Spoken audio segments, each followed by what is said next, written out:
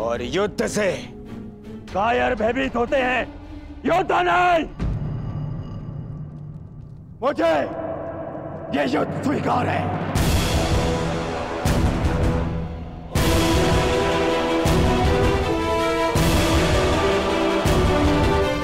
हस्तिनापुर का भविष्य कौन होगा, कदाचित उसका निर्णय युद्ध से ही होगा।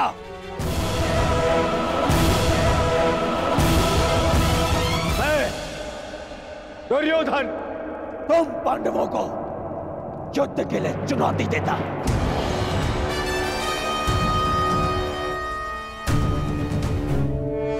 अब हस्तिनापुर का सम्राट वही होगा जो ये युद्ध जीतेगा।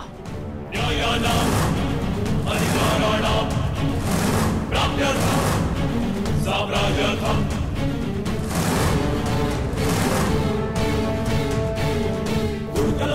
चुनौती किसे दे रहे हो दुर्योधन?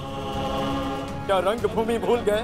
या आचार्य द्रोण की गुरु दक्षिणा का प्रकरण स्मरण नहीं? पांचाल से लौटे हुए अभी तो कुछ ही दिवस हुए, और आज भूल गए हो तो स्मरण दिलाने के लिए मैं भी तत्पर।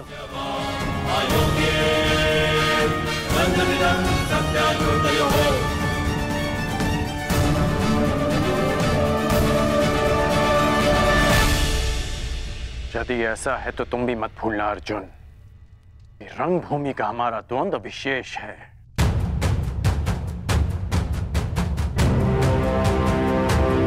स्मरण रखो कि आचार्य द्रोण की गुरु दक्षिणा चुकाते समय मुझे तुम्हारा स्पर्धी होने से रोक दिया गया था।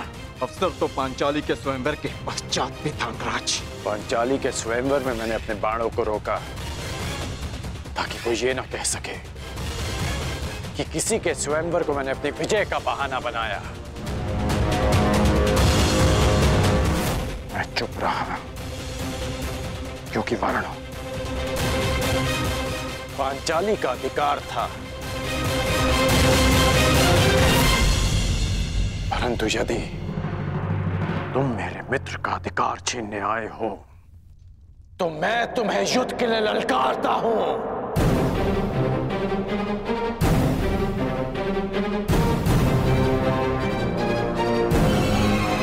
संसार भी तो देखे कि सबसे बड़ा धनुर्धारी कौन है।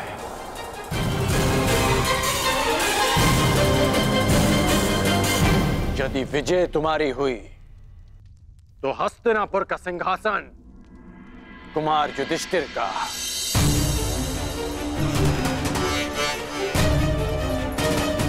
परंतु यदि तुम पराजित हुए तो तुम दोबारा हस्तिनापुर की ओर मुख नहीं करोगे।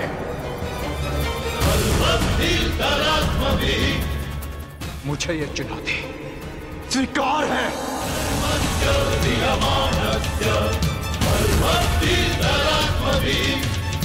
तो हम कहां पीछे हटने वाले हैं? युद्ध अभी हो। बस, राज्यसभा की एक मर्यादा होती है, उसका उल्लंघन उचित नहीं।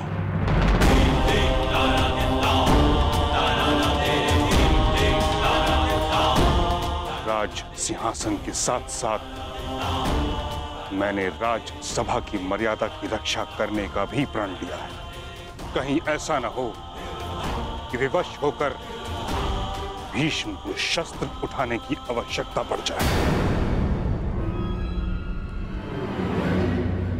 और कर्ण,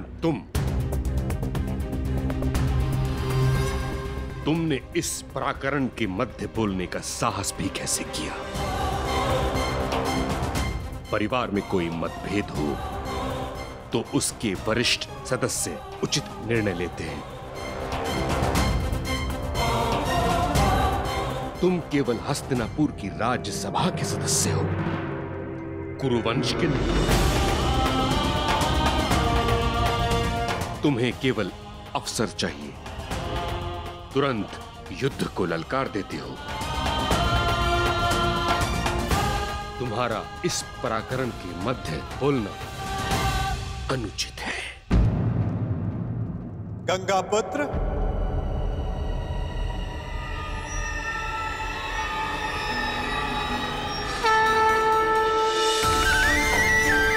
श्री कृष्ण गोविंद हरे मुरारी, हे नाथ नारायण वासुदेव। श्री कृष्ण गोविंद हरे मुरारी, हे नाथ नारायण वासुदेव। श्री कृष्ण गोविंद हरे मुरारी, हे नाथ नारायण वासुदेव।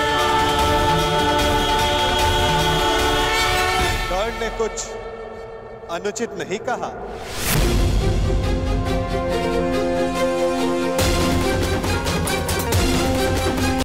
अनुचित नहीं कहा।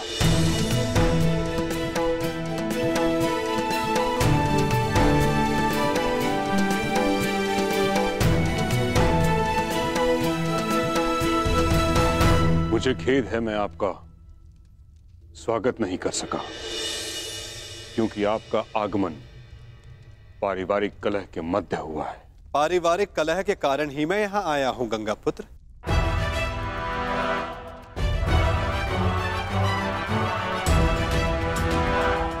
क्या मैं इसी परिवार का भाग नहीं? परंतु जो आपने कहा वह इस परिवार के हित में नहीं है। किसमें किसका हित है, किसका अहित, ये तो व्यक्तिगत चयन पर निर्भर करता है ना गंगा पुत्र।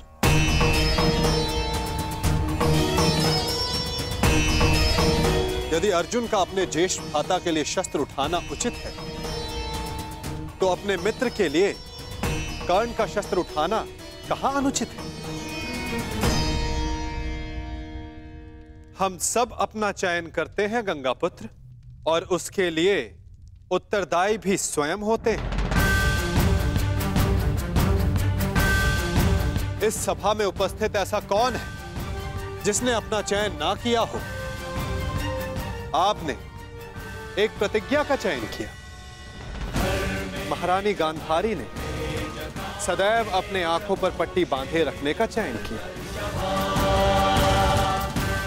गांधार नरेश शकुनी ने अपना राज्य छोड़कर हस्तिनापुर में रहने का चयन किया। महात्मा विदुर सत्ता और सिंहासन से दूर रहकर सिंहासन की सेवा करने का चयन किया। और महाराज धृतराष्ट्र अपने कर्तव्य के स्थान पर पुत्र प्रेम का चयन किया। यदि सबका चयन उचित है, तो कर्ण के अपने मित्र के समर्थन के चयन पर प्रश्न क्यों? पांडवों की अपनी माता का आज्ञा का पालन करने के चयन पर प्रश्न क्यों? द्रौपदी के पांचों पांडवों को पति स्वीकारने के चयन पर प्रश्न क्यों? क्योंकि युधिष्ठिर ने जो किया वो होने वाले सम्राट को शोभा नहीं देता। और जहां तक मैं समझता हूं, श्रेष्ठ सम्राट होने के लिए हृदय की पवित्रता आवश्यक है। यदि युधिष्ठिर का हृदय पवित्र ना होता, तो वो अपनी माता के वचन को एक उपहास समझकर टाल देते। परंतु उन्होंने ऐसा नहीं किया। आपके समक्ष इस भरी सभा में ऐसा सत्य ना बोलते कि उन पर अनारगल प्रश्न खड़े हो सके। मुझे ये पूर्ण विश्वास है कि युधिष्ठिर हस्तिनापुर के सम्राट होने के लिए सबसे अधिक योग्य है।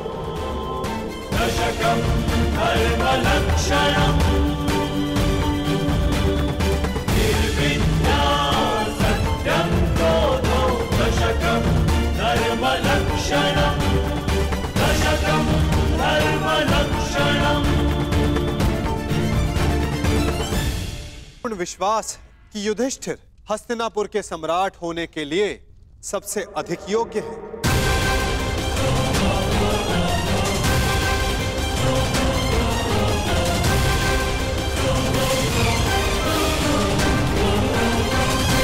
क्षमा चाहता हूँ वासुदेव, क्षमा चाहता हूँ, परंतु आपके ये दिव्य वचन आपके ये महान दार्शनिक प्रवचन महामहिम को समझा सकते हैं, महाराज का मन भी परिवर्तित कर सकते हैं, परंतु प्रजा और समाज वासुदेव, उनके सामने युधिष्ठिर के इस पाप को पुण्य कैसे सिद्ध करेंगे?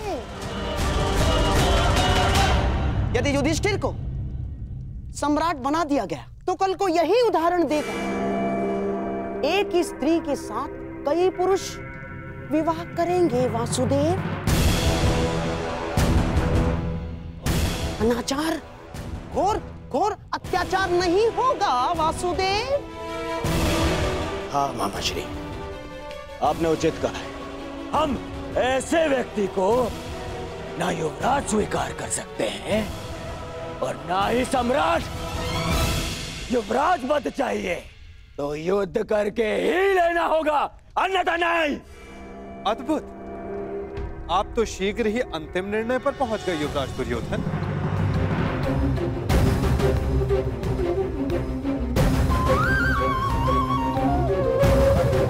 युद्ध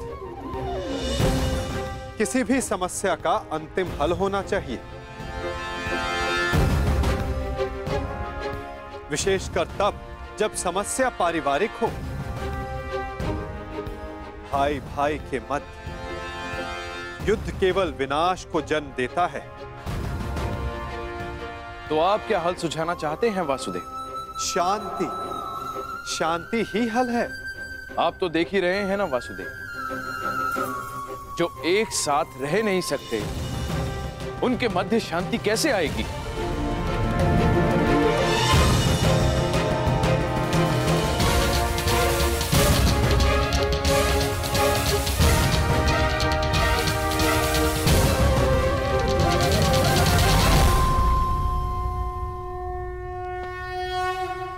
विभाजन से, विभाजन से, विभाजन से, विभाजन से।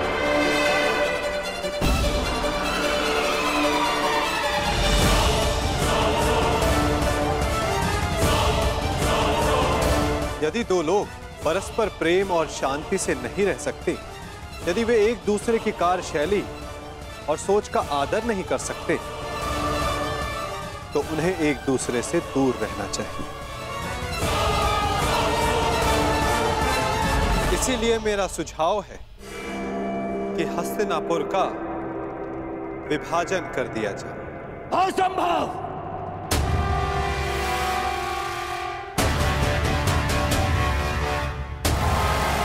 कोई विभाजन नहीं होगा।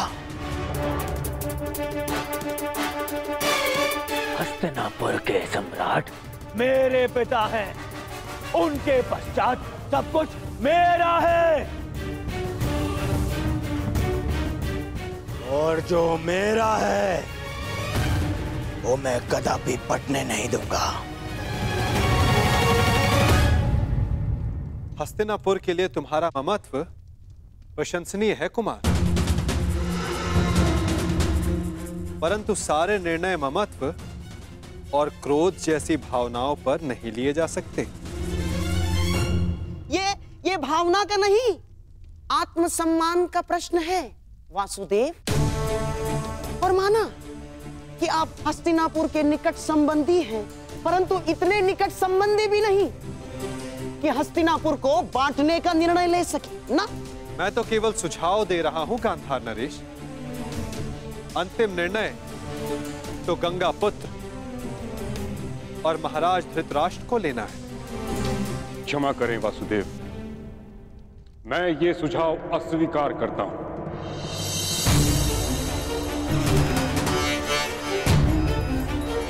मैंने इच्छा मृत्यु का संकल्प इसलिए नहीं लिया था कि हस्तिनापुर को बढ़ते देखूं। महाराज धृतराष्ट्र और महाराज पांडु के सभी पुत्र कुरुकुल की संतान हैं। कुरुकुल हस्तिनापुर यदि वृक्ष है तो ये उसकी शाखाएं हैं। हस्तिनापुर का अंग भंग होते हुए मैं नहीं देख सकता। तो फिर दूसरा सुझाव वही है जो आपको स्वीकार नहीं गंगापुत्र। जो कर्ण ने दिया है कि अर्जुन युधिष्ठिर की ओर से युद्ध करे और कर्ण दुर्योधन का प्रतिनिधित्व करे। जो विजयी हुआ, सम्राट पद उसका, हस्तिनापुर उसका, राज्य उसका।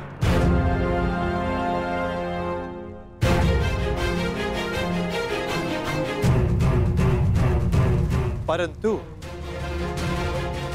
वृक्ष की एक शाखा तो फिर भी कटेगी ही।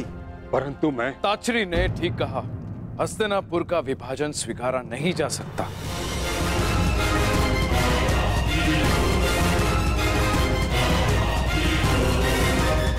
यदि दो योद्धाओं का द्वंद्व सम्राट के चयन का निर्णय कर सकता है, तो हस्तिनापुर को विभाजन की आवश्यकता नहीं। तो कल प्रातः अर्जुन युधिष्ठिर की ओर से और कर्ण दुर्योधन की ओर से युद्ध करेगा।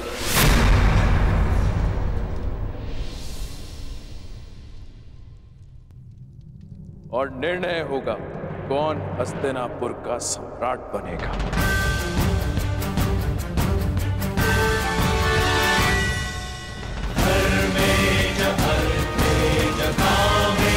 मोक्षे च भर्तर्षि